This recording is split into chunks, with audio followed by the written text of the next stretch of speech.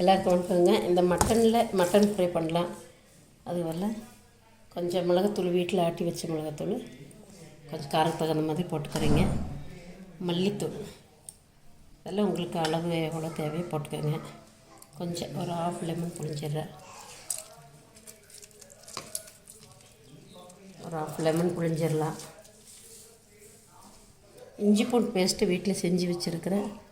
அதை ஒரு 2 ஸ்பூன் இஞ்சி பூண்டு பேஸ்ட் போட்டுக்கலாங்க.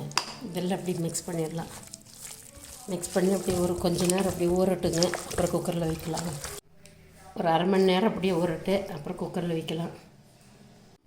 ½ மணி நேரம் ஆயிடுச்சுங்க. இதில் வேணுங்கிறத குக்கரில் சேர்த்துருக்குறேன். வேணுங்கிறத கொஞ்சம் தண்ணி விட்டு ஒரு 5 விசில் வச்சு எடுத்துடலாங்க. மட்டன் நல்லா வெந்துருச்சுங்க. அதை நான் உப்பு ஃபஸ்ட்டு போடுற மறந்துட்டேன். எனக்கு உப்பு போட்டுருங்க. நான் இப்போ போட்டுடுறேன். இது கொஞ்சம் நல்லா வெந்துருச்சு. கடாயில் வெங்காயம், கருவேப்பிலை அப்படியே கொஞ்சம் வதக்கிடலாம்.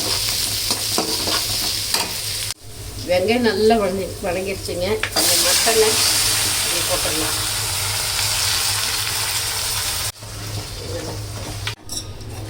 இதில் சால்ட்டு வேணுங்கிற அளவுக்கு சால்ட் சேர்த்துக்கலாம். கொஞ்சம் வரமிளகாத்தூள்,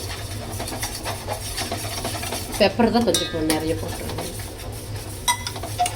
அப்படி மிக்ஸ் பண்ணிடுங்க. சூப்பரான மட்டன் ஃப்ரை ரெடிங்க. நல்லா டேஸ்ட்டாக இருக்குது. நீங்களே செஞ்சு பாருங்கள்.